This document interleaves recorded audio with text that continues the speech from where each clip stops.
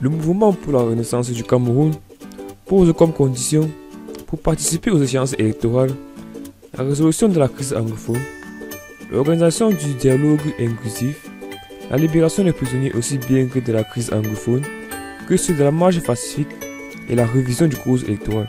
La suite après le générique.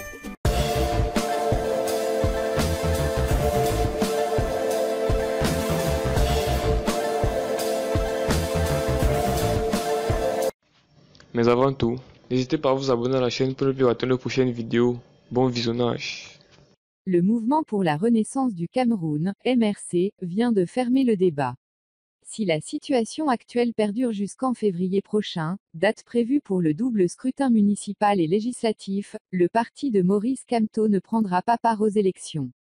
Pour être en lice dans le cadre des prochaines consultations électorales, le parti exige que la crise anglophone soit résolue, que le gouvernement mette sur pied un dialogue inclusif, qu'il libère tous les prisonniers arrêtés dans le cadre de la crise anglophone et des manifestations pacifiques organisées par le MRC, qu'un nouveau code électoral consensuel soit mis sur pied. En plus de ces conditions, le MRC requiert que l'ECAM et le Conseil constitutionnel soient totalement indépendants. Comment voulez-vous que le MRC participe aux élections, alors qu'ELECAM et le Conseil constitutionnel sont à la solde du régime, se demande Tyriane Noah, présidente par intérim de cette formation politique.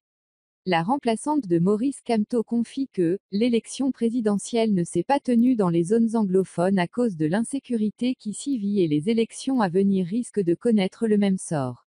Elle est donc ferme. Le mouvement de renaissance du Cameroun n'ira point aux élections pour se retrouver une fois de plus dans de nouvelles revendications, a-t-elle déclaré, au cours de la conférence de presse qu'elle a organisée, lundi dernier au siège de son parti à Yaoundé.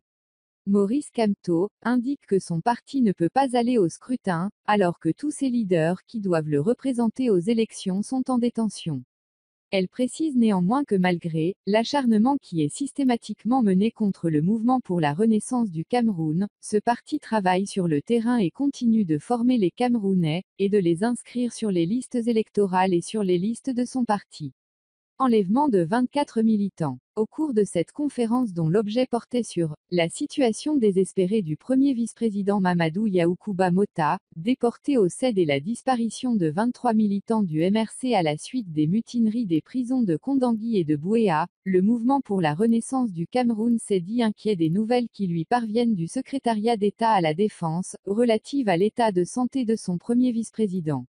Sans langue de bois, le MRC accuse le président de la République, Paul Biya et son régime d'être responsables de la situation que vivent ses militants.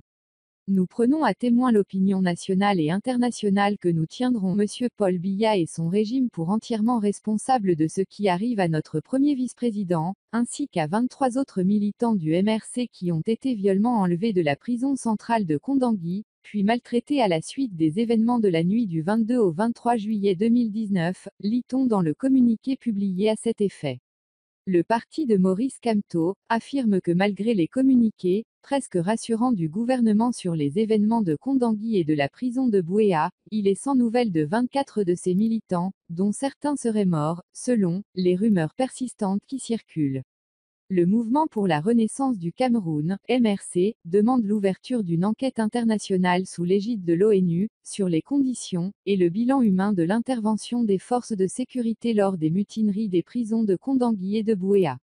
Au sujet de la responsabilité supposée de son vice-président Mamadou Mota, dans les émeutes de Kondangui, l'avocat du MRC, maître Serge-Emmanuel Chenjou a noté que, contrairement au titre de harangueur de foule, qu'on veut lui attribuer lors de ces émeutes, Mamadou Mota a joué le rôle de traducteur et de médiateur entre les prisonniers contestataires, qui sont pour la plupart anglophones et le régisseur de prison.